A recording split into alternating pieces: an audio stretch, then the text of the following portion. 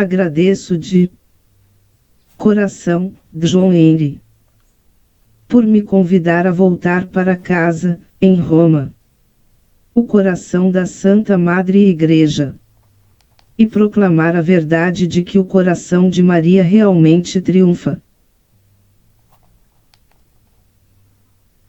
No início dos meus 20 anos, eu morei aqui. E esta é a primeira vez que volto em mais de 15 anos. Quem já conhece minha história pode estar pensando que estou tremendo. Afinal, deparei-me com o diabólico. Enquanto vivia aqui na Cidade Eterna, há tantos anos. Mas não, eu não estou tremendo. Estou escondida no coração da Mãe de Deus. E a única coisa que está tremendo são os portões do inferno. E assim, com o coração transbordando de gratidão ao nosso Senhor Jesus Cristo, o Rei, por tudo o que Ele fez, voltei para Roma para testemunhar o poder absoluto do calcanhar de Maria.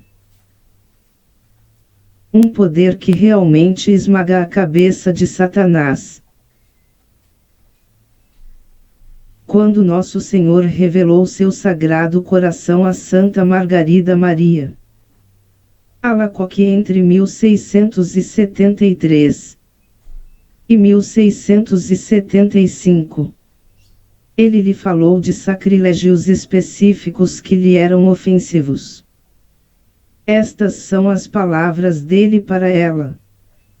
Eis o coração que tanto amou os homens, que nada poupou, chegando ao ponto de se exaurir e consumir, para testemunhar o seu amor. E em troca, recebo da maior parte apenas ingratidão, por sua irreverência e sacrilégio, e pela frieza e desprezo que demonstram por mim neste sacramento do amor. Mas o que sinto com mais intensidade é que são os corações que me são consagrados, que me tratam dessa maneira.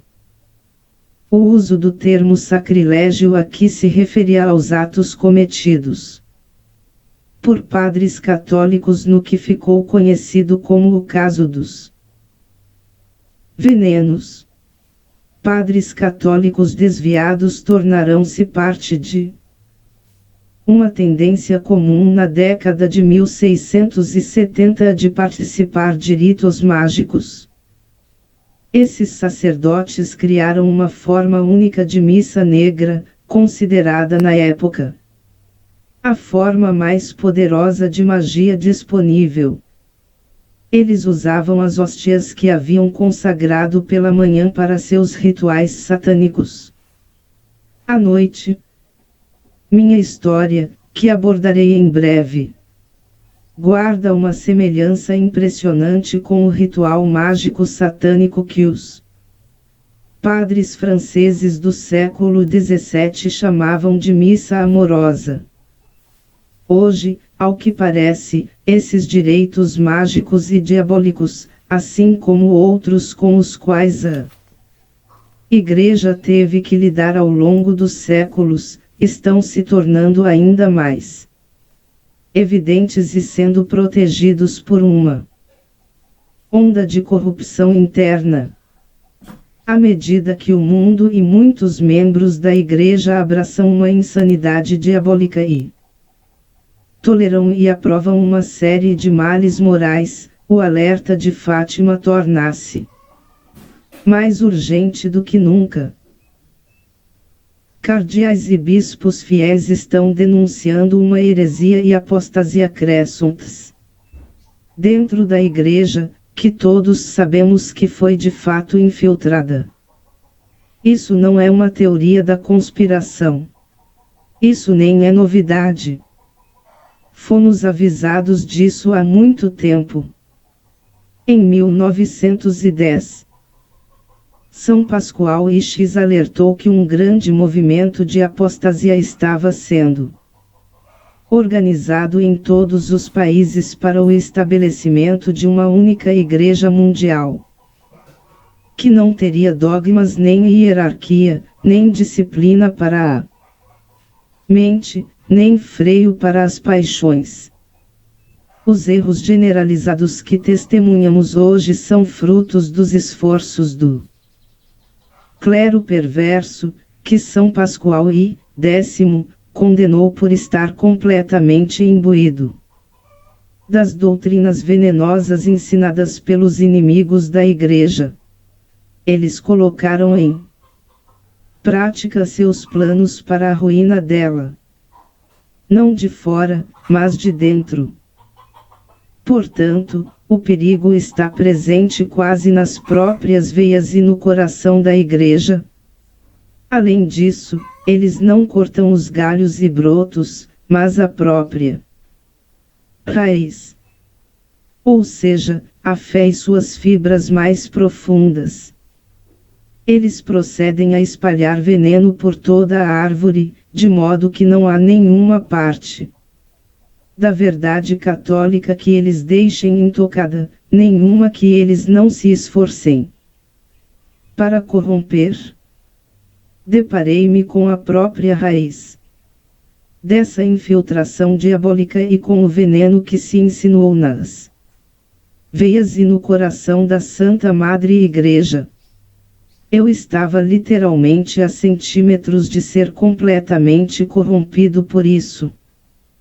Esses males já haviam sido condenados por papos anteriores, como o Papa Leão XIII, que se concentrou na ameaça representada pelos maçons.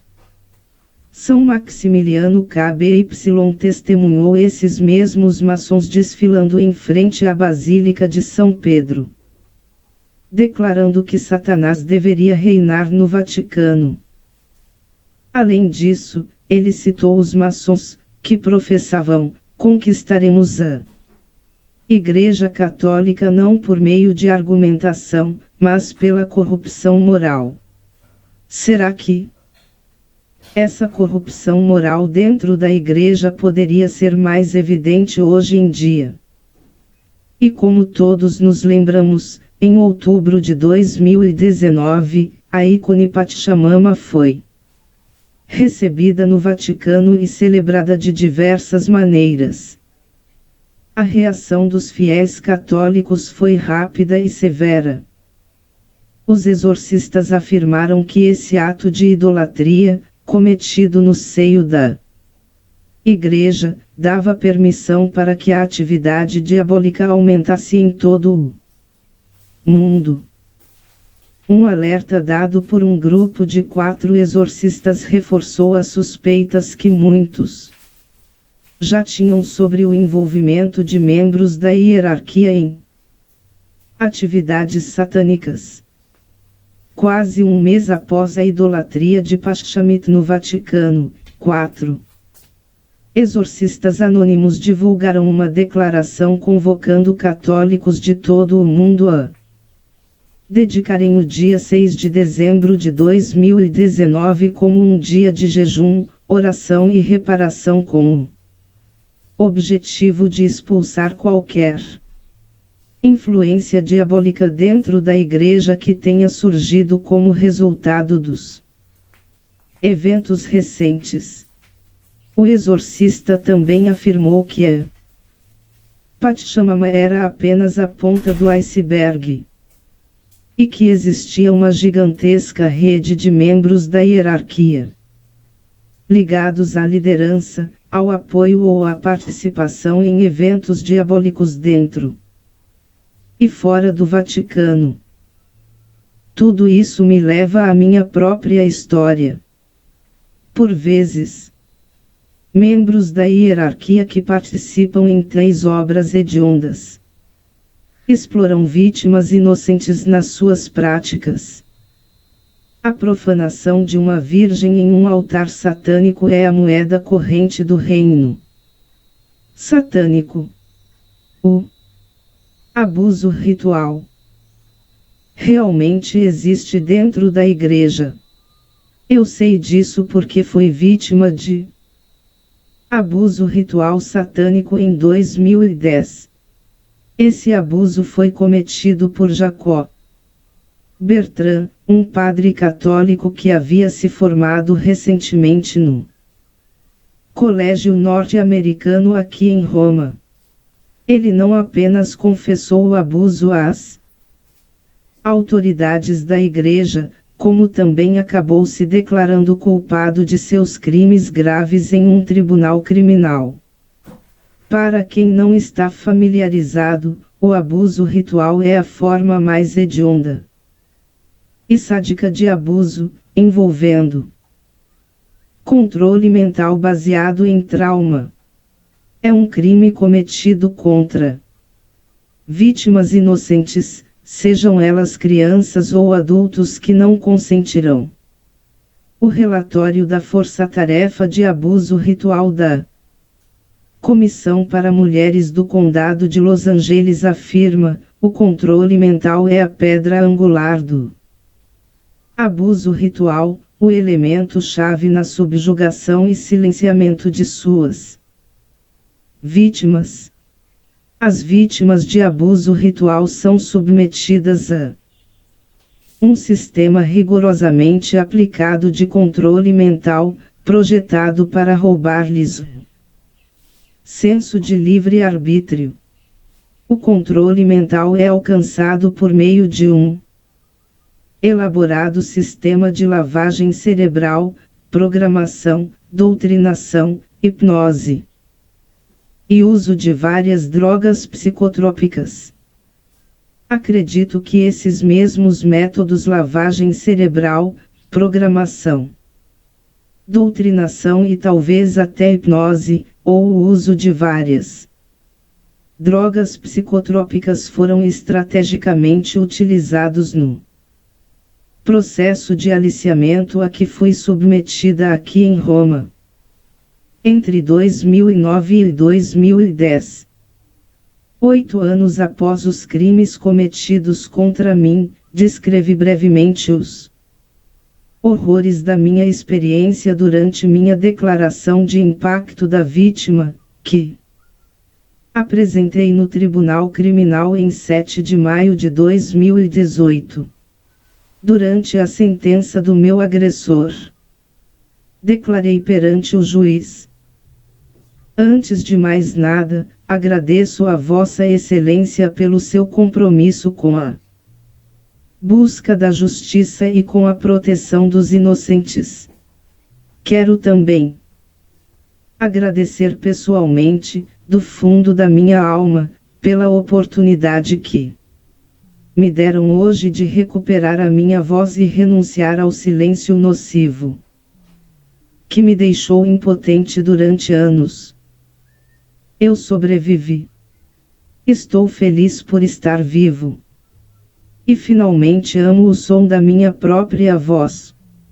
Os olhos da juíza encontraram os meus e eu soube que ela podia me ouvir. E levantei um pouco mais a cabeça e pigarrei. Eis o que eu disse no tribunal criminal.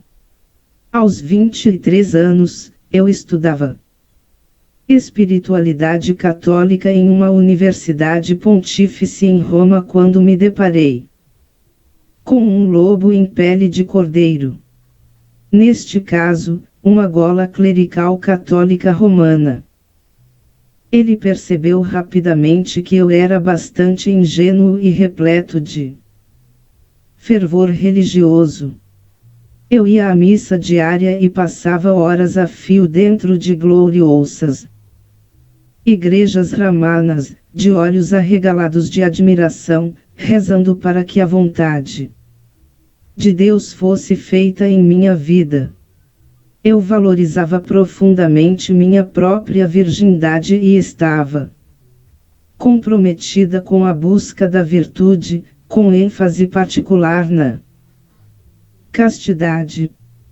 Cheguei a expressar certa abertura à vida religiosa e achei que a vocação para me tornar freira era Algo incrivelmente belo. Eu queria me tornar um santo.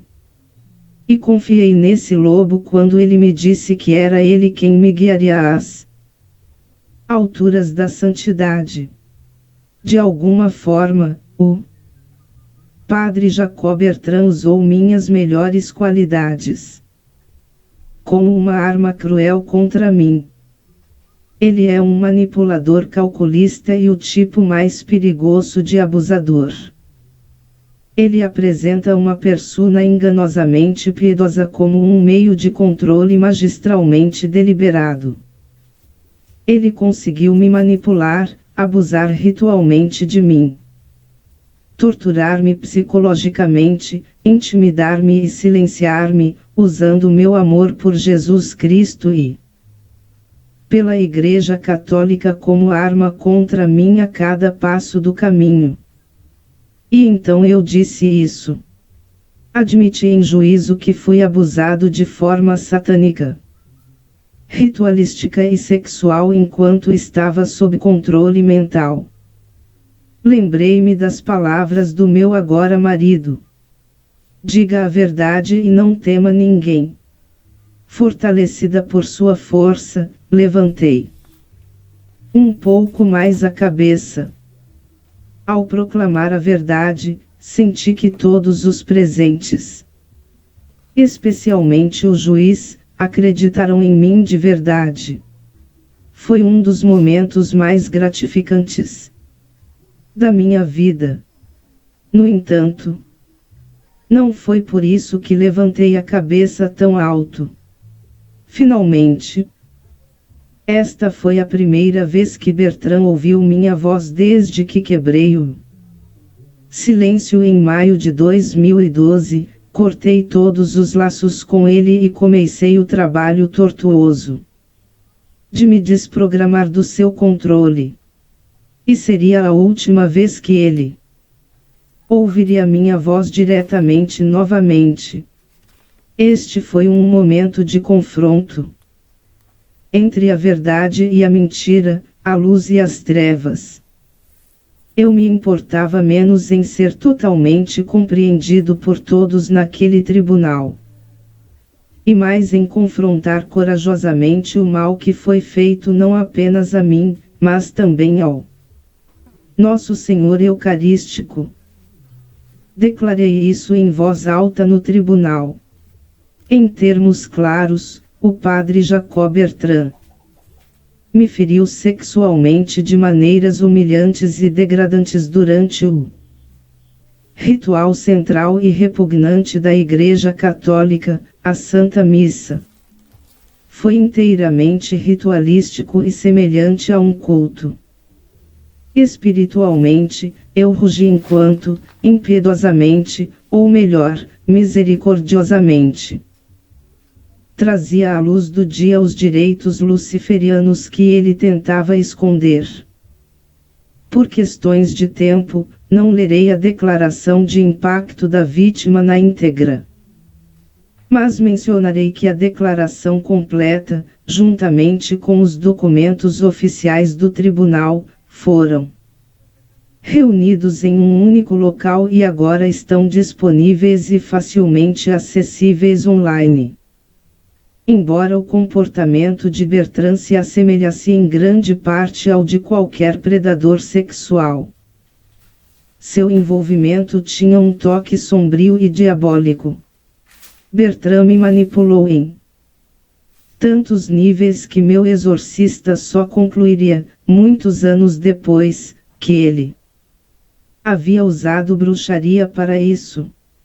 Essa conclusão foi tirada a partir de vários fatos, incluindo o fato de Bertrand ter coletado alguns dos meus cabelos e joias preciosas algumas semanas antes do início do abuso ritual. A manipulação foi uma forma de lavagem cerebral que ocorreu durante o seu astuto e diabólico processo de aliciamento. O exorcista descobriu muitas armadilhas e ciladas espirituais, que seriam essencialmente maldições. arquitetadas por Bertrand. O exorcista concluiu que todas as evidências indicavam que eu havia sido alvo de um praticante satânico, que se infiltrou na hierarquia e estava tentando me integrar a um clã como sacerdotisa. Ele acreditava que eu seria então traficada como mercadoria entre as elites, em rituais ou cultos. Ele acreditava que a aparente intenção de Bertrand era consagrar solenemente minha virgindade a Satanás e me introduzir a uma vida de satanismo dentro da Igreja Católica. Mas esse plano foi inesperadamente frustrado graças à intervenção da Mãe de Deus, a Virgem mais poderosa. Outro especialista em ocultismo confirmou e até esclareceu ainda mais o que ele acredita ser o objetivo final de Bertrand. Na primavera de 2024, conversei diretamente com Kyle Clement, assistente do padre Chad Ripper, considerado por muitos o exorcista mais importante dos Estados Unidos. Clement explicou que eu provavelmente estava sendo recrutada por Bertrand para ser apresentada a um cardeal no Vaticano, que me violentaria completamente durante uma solene missa. Uma missa negra satânica legítima é a inversão de uma missa solene pontífica realizada segundo a tradição latina. Os satanistas nem sequer levam os novos direitos a sério. Agora, você pode estar pensando, de jeito nenhum isso está acontecendo no Vaticano.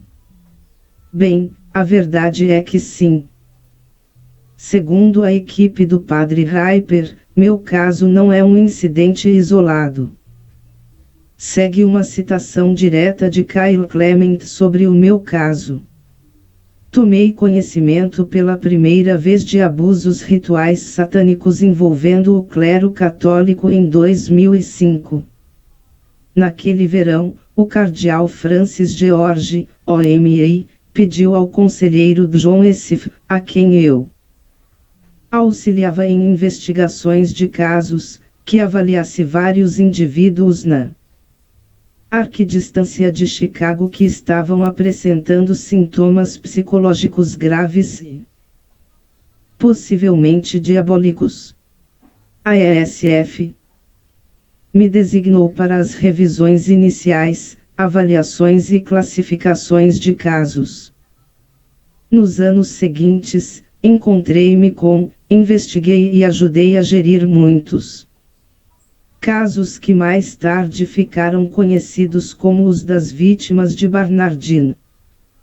Ao longo dos últimos 20 anos, trabalhei com diversos exorcistas e profissionais de saúde mental em todo o país para lidar com o trauma associado ao abuso satânico clerical.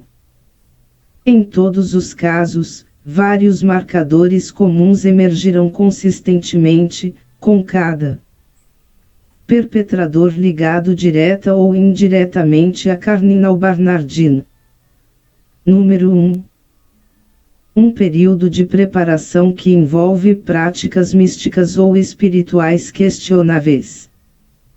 Número 2. Abuso ritual que ocorre durante a missa ou outros sacramentos, com os perpetradores usando vestes litúrgicas. Número 3. Tentativas de outro clérigo de aconselhar a vítima, minar sua credibilidade ou controlar a divulgação das informações. Número 4. Uma combinação de abuso psicológico e físico.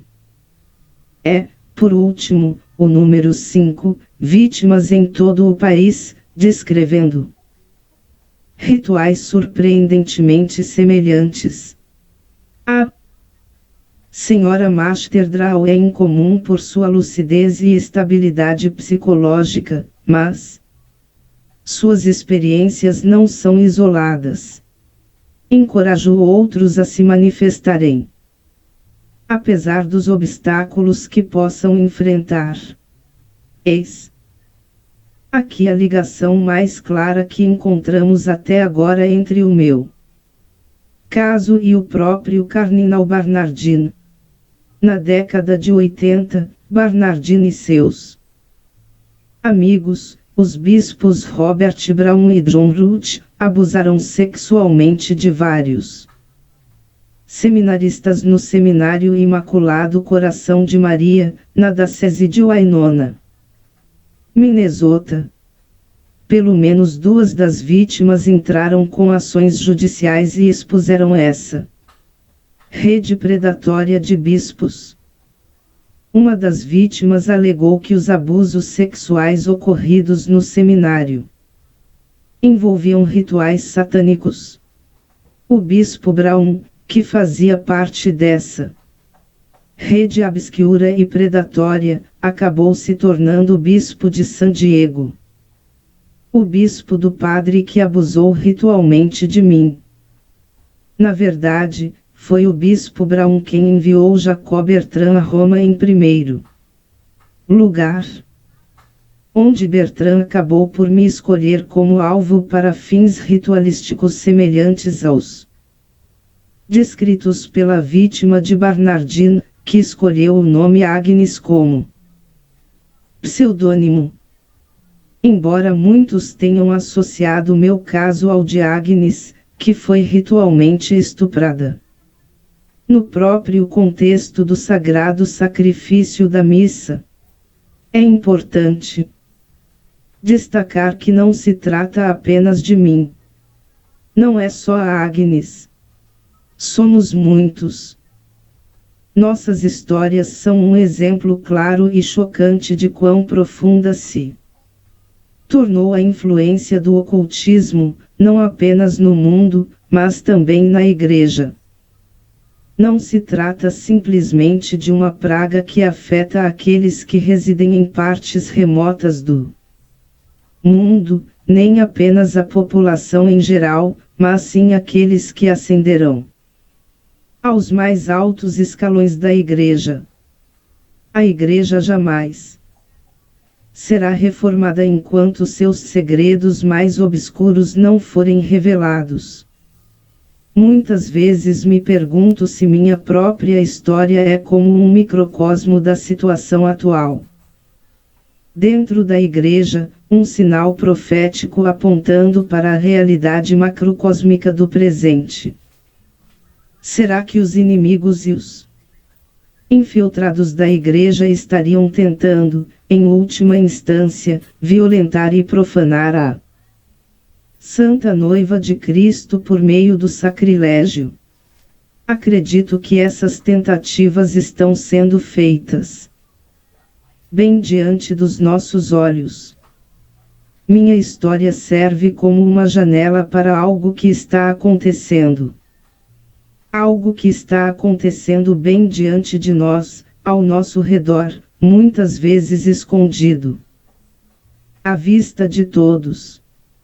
Alguns se perguntam se a história de Raquel Mastracamo é apenas a ponta de um iceberg. Isso é. Mas por que agora? Por que contar essa história depois de tantos anos desde o abuso? O autor do crime confessou e foi condenado por um crime muito menor do que realmente cometeu. Mas por que reviver todo o trauma novamente, me expondo ao ridículo e às acusações daqueles que ainda se recusavam a acreditar em mim, incluindo vários amigos meus da época desses horrores que quase me destruíram? A resposta para a pergunta por que agora, é simples. No verão de 2022, Francisco anunciou que o bispo Robert Roy, bispo do meu abusador ritual, o bispo que protegeu meu abusador, estava prestes a ser elevado ao posto de cardeal. A tentativa dele de encobrir meu caso já foi documentada e até mesmo amplamente relatada no Wall Street Journal em 13 de setembro de 2018. O Wall Street Journal relatou como, enquanto o bispo de San Diego, Roy obstruiu a investigação policial sobre meu caso criminal e se recusou a entregar documentos importantes que estavam arquivados em San Diego. Felizmente, eu já tinha cópias impressas dos recibos. Consegui provar precisamente quais correspondências foram enviadas entre as partes envolvidas, as dioceses envolvidas, incluindo a confirmação da Diocese de San Diego de que receberam um relatório original de 2014, altamente detalhado, que descrevia o abuso ritual de uma virgem durante a missa. Roy foi preso. Mas isso não o impediu de ser promovido a príncipe da igreja. Foi mais do que eu podia suportar.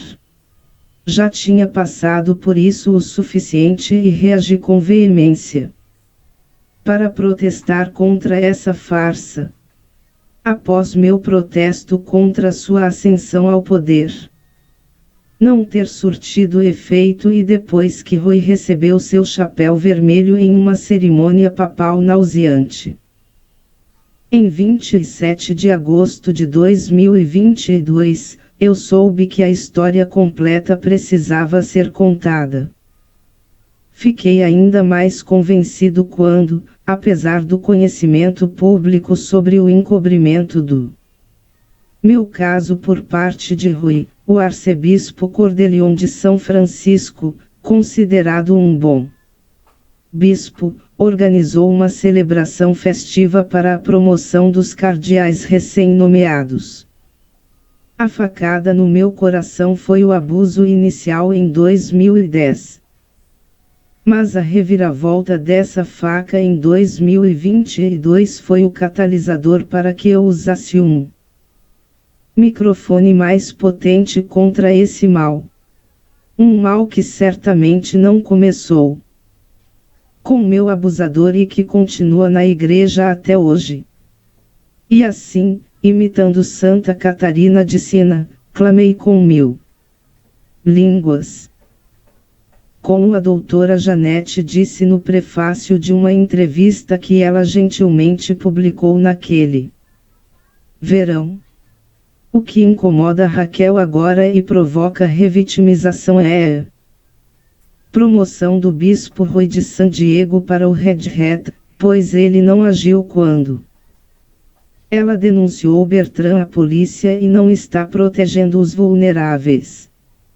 De Bertrand recontar toda a história de Raquel exigiria um livro. Então, há pouco mais de um ano, sentei-me e finalmente escrevi aquele livro, intitulando-o O Diabo em Roma. Neste livro, conto minha história e ofereço um vislumbre da presença de Satanás na igreja, não apenas em suas camadas mais obscuras, mas também nos mais altos escalões, seguindo as diretrizes de Efésios 5, 11 e 13. Não participe das obras infrutíferas das trevas, pelo contrário, exponha-as. Pois é vergonhoso até mesmo mencionar as coisas que eles fizeram em segredo. Mas tudo o que é exposto pela luz torna-se visível. Pois tudo o que se torna visível é luz. Planejei lançar o livro em junho passado para glorificar o Sagrado Coração de Jesus. No entanto, na véspera da publicação do livro, fui diretamente ameaçada pelo meu agressor. A Simples tentativa dele de restabelecer contato me deixou atordoado nos últimos 6 meses. Mas tenho me esforçado muito para me recuperar do trauma desse incidente. Agora, pela graça de Deus, encontro-me aqui com uma resiliência renovada. Isso me lembra da minha frase favorita de Rocky Balboa. Não se trata de quão forte você bate, mas sim de quão forte você apanha e continua seguindo em frente. De certa forma, as ameaças eram esperadas. Afinal, a minha história, que eles sempre quiseram manter escondida, continua a se espalhar cada vez mais sempre que o cardeal Roy é promovido. No início de janeiro, todos ficamos sabendo que Francisco estava promovendo Roy ao cargo de cardeal arcebispo da Arquidiocese de Washington. O anúncio foi feito apenas 3 meses depois de eu ter escrito uma carta ao Papa Francisco, descrevendo a cumplicidade criminosa de Roy, e a ter enviado diretamente, através do Unio Apostólico, ao cardeal Christophe Pierre, nos Estados Unidos, em 30 de setembro de 2024. Posteriormente, surgiram provas concretas confirmando que a carta foi de fato processada pelo Mar Santo. Ninguém pode dizer que Francisco desconhecia meu processo criminal e o flagrante acobertamento de crimes satânicos pelo cardeal Maroy. Ele não era ignorante. Na minha carta a Francisco, perguntei: como é que o senhor e outros bispos conseguem fechar os olhos a estas traições? Eu defendi outra mulher chamada Lisa Roers, que também lhe implorou. Na carta, eu disse: quando vocês se recusam a investigar e disciplinar padres que abusam ritualmente de meninas como Lisa ou virgens como eu, vocês transmitem a mensagem de que não merecemos ser protegidas. Pior ainda, vocês transmitem a mensagem de que Nosso Senhor Eucarístico não merece ser protegido. 3 meses depois, senti como se ele tivesse cuspido na minha cara ao promover Roy para Washington. Muito pior do que cuspir no meu rosto. Porém, foi perceber que a face sagrada de Nosso Senhor Eucarístico havia sido salpicada. Acima de tudo, confrontei diretamente essa promoção nefasta da melhor maneira que sabia. Fui diretamente para Washington depois de Cristo com minha defensora, doutora Janete Smith. E em 11 de março de 2025, eu estava sentado em um banco na Basílica do Santuário Nacional da Imaculada Conceição, a poucos metros de onde o cardeal Maroy logo entraria para sua missa de posse como o novo arcebispo de Washington. Aparentemente, fui identificada como uma grande ameaça enquanto estava sentada no banco, rezando suavemente o Santo Rosário em latim, usando meu véu de renda da capela, porque, de repente, fui cuidadosamente escolhida na Basílica e estava sendo seguida de forma intrusiva pela secretária de comunicações da Arquidiocese de Washington. Quando os cardeais Suppice e Dulan passaram por mim, caíram na gargalhada. Enquanto Paula Grant me intimidava com sua altura, e os cardeais zombavam e debochavam. Minhas orações em latim se tornaram um pouco mais altas.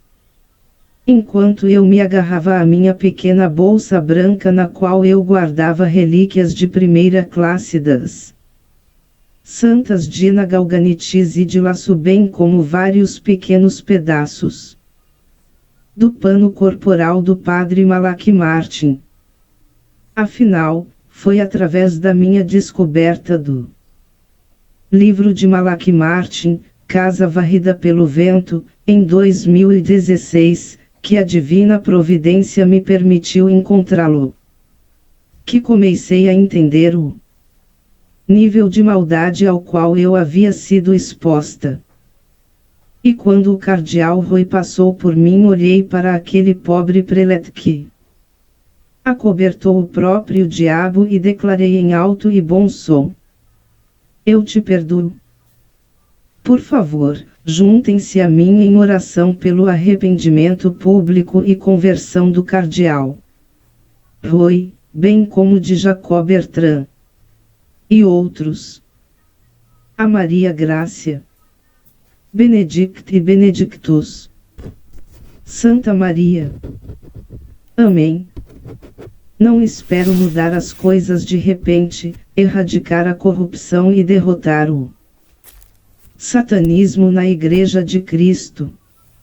Todos nós aprendemos essa triste lição durante o vergonhoso verão de 2018. Inicialmente, muitos católicos fiéis realmente acreditaram que a exposição dos abusos sexuais cometidos durante décadas pelo ex-funcionário da Igreja, agora em desgraça, provocaria uma mudança real na Igreja. Pensávamos que haveria um fim, ou pelo menos uma correção real, da rede de abusadores e seus protetores. Tínhamos tanta esperança. Mesmo após o testemunho corajoso e impactante de uma das vítimas de MC Carrick, James Grimm, e até mesmo após a cassação de seu mandato e as acusações criminais contra MC Carrick, não houve nenhuma mudança real. Não havia como limpar a casa do Senhor desses homens doentes e seus asseclas. Na verdade, os homens escolhidos a dedo por MC Carrick ainda estão em seus cargos e exercem mais poder do que antes. E eles estão importando seus sucessores. Eles são como a proverbial hidra. Corte uma cabeça e duas novas crescerão em seu lugar. Então, simplesmente busco viver, dormir e, eventualmente, morrer com a consciência tranquila. Atualmente, reina um silêncio absoluto sobre este assunto. E em tudo o mais que eu não puder mudar, mudarei isso. Defenderei a Igreja mesmo que todos os preletes da terra estejam contra mim. A Igreja Católica é a esposa de Cristo e está sendo profanada por intrusos. É precisamente porque a amo agora mais do que nunca que lutarei contra essa infiltração diabólica até o dia da minha morte. Anseio por morrer em seus braços seguros, sabendo que dei tudo de mim para protegê-la e a seus filhos e filhas vulneráveis, especialmente aqueles tão ingênuos e confiantes quanto eu já fui. Coletivamente, a Igreja Católica está enfrentando a tempestade mais feroz desde a crise ariana. De certa forma, ela está em pior situação hoje, pois nem mesmo os arianos ousariam se envolver em crimes e acobertamentos tão vis, enquanto católicos escandalizados abandonam a Igreja em massa. Sou a pessoa menos propensa a permanecer, defender a fé e transmitir uma mensagem de esperança. G.K. Chesterton disse certa vez: cada geração é convertida pelo santo que mais a contradiz. Embora eu não possa me considerar um santo, anseio ser essa contradição viva e pulsante. Enquanto os católicos abandonam a barca de Pedro por causa de histórias como a minha, ouso dizer que não há melhor época para ser católico. Se eu encontrei Cristo mais profundamente na minha cruz mais pesada, a Igreja também pode encontrá-lo profundamente na dela. É o tempo da crucificação da Igreja, e devemos nos apegar a Maria, que permaneceu aos pés da cruz. Nós também devemos permanecer firmes, sabendo que, no fim de tudo isso, seu coração imaculado triunfará. Apesar das ameaças covardes e das várias formas de intimidação, não me acovardarei com medo. Inspirado pelas palavras de São João de Arc, eu também proclamo: não tenho medo. Eu nasci para isso. E assim, aqui mesmo em Roma, do próprio coração da Santa Madre Igreja, estou finalmente lançando meu livro, O Diabo em Roma, e proclamando destemidamente com cada fibra do meu ser que, se o coração de Maria pôde triunfar em uma alma tão pobre quanto a minha, certamente triunfará na vida da Igreja. Não sei quando e não sei como, mas sei que no final ela vence. Queria compartilhar um pequeno trecho do meu livro sobre a vitória de Maria sobre o diabo na minha vida. Aliás, o livro foi lançado ontem à noite. Uau! Aqui está, se você, eu dei isso para todo mundo. Tem um desconto. Você pode. Aqui está, se você, eu dei isso para todo mundo. Tem um desconto. Você pode. Aqui está, se você, eu dei isso para todo mundo. Tem um desconto. Você pode.